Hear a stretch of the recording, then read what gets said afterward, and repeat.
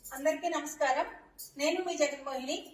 Telugu సౌరభాలు channel కి అందరికీ స్వాగతం పలుకుతూ, ముఖ్యంగా విద్యార్థులందరి కోసం వీడియో రూపంలో అందిస్తున్నటువంటి వ్యాకరణ అంశాల్లో అలంకారము, నిర్వచనము, శబ్దాలంకారాల్లో ఒకటైనటువంటి వృత్యానుప్రాస అలంకారము, నిర్వచనము, వీటి గురించి ఇంతకు ముందు వీడియోలో తెలుసుకున్నాం.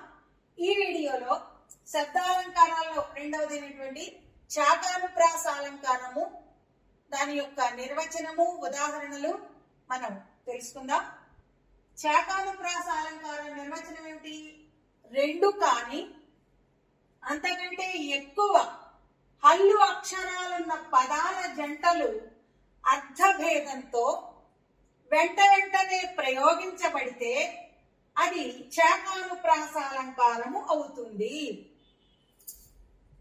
అర్థమైందా స్టూడెంట్స్? ఎలాగా?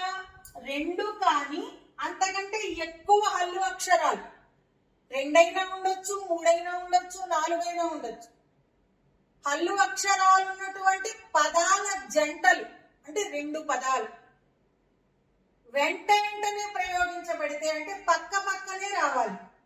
అలా ప్రయోగించబడితే అది శాకానుప్రాస. పైగా ఎలా ప్రయోగించబడాలి? వెంటనే ప్రయోగించడంతో పాటుగా అర్థభేదం కలిగి ఉండాలి. అంటే మొదటి పదానికి రెండవ పదానికి పదాలు ఒకటే అయినప్పటికీ అర్థంలో తేడా ఉండాలి. అటువంటి అలంకారాన్ని శాకానుప్రాస అలంకారము అని అంటారు. వృత్యానుప్రాస ఏమిటి? ఒకే హల్లు ఎక్కువ సార్లు రావడం. ఇక్కడ హల్లులున్న పదాలు పక్కన రావడం, దానితో పాటుగా అర్థభేదంతో రావడం. అలా అర్థభేదంతో హల్లుల పదాల జంటలు వెంటనే ప్రయోగించబడితే అది శాకానుప్రాస అలంకారము అవుతుంది. దీనికి ఉదాహరణలు చూడండి. హారతి కిచ్చిరి. రెండవ ఉదాహరణ నందనందన నీకు 100 వందనాలు. మూడవ ఉదాహరణ అమ్మో అమ్మోరు. నాలుగవది పాప సంహరుడు హరుడు. ఇలా చాలా ఉదాహరణలు ఉన్నాయి మనకి.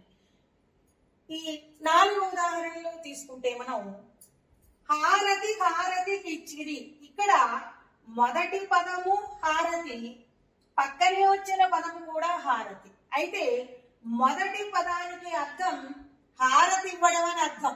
దేవుడికి హారతి ఇస్తాం, అలాగే పెళ్లి కూతురుకు హారతి ఇస్తాం, హారతి ఇవ్వడం. రెండవ పదానికి అర్థం హారతి అనే అమ్మాయి పేరు. హారతికి ఇచ్చిరి, హారతి అనే అమ్మాయికి హారతి ఇచ్చారు అనే అర్థంలో. ఇక్కడ నందనందన, నందుడు అంటే ఎవరు? యశోదాదేవి యొక్క భర్త, శ్రీకృష్ణుడిని పెంచినటువంటి తండ్రి. మొదటి నందాకి అర్థం అది. రెండవ నందనా, ఈ నా చేరడం వల్ల నందన అంటే ఏమిటి? కుమారుడు అని అర్థం. నందనందన, మొదటి నందాకేమో నందుడు అని అర్థం, రెండో నందాకి కుమారుడు అని అర్థం.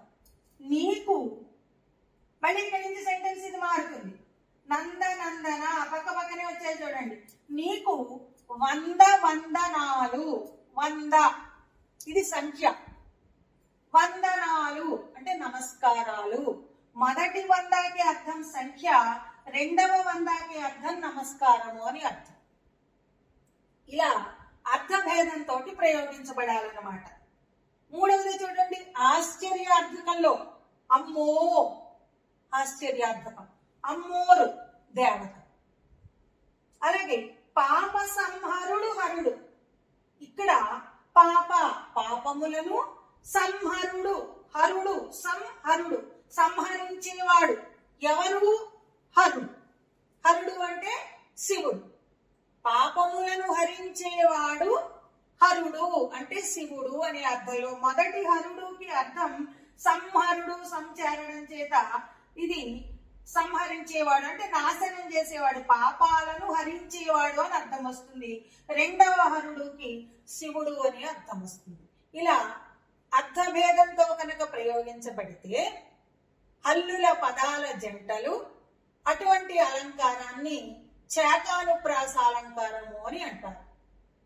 మరో వీడియోలో శబ్దాలంకారాల్లో ఇంకో అలంకారం గురించి తెలుసుకుందాము.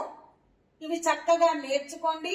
మనకి ఇవి పరీక్షలు రాసేటప్పుడు కానీ ఆ ఉదాహరణలు చదివినప్పుడు అది ఏ అలంకారమో తొందరగా గుర్తుపట్టగలుగుతాం అన్నమాట. తప్పనిసరిగా 6 నుంచి 10వ తరగతి వరకు చదివే విద్యార్థులందరికీ కూడా ఇవి చక్కగా ఉపయోగపడతాయి.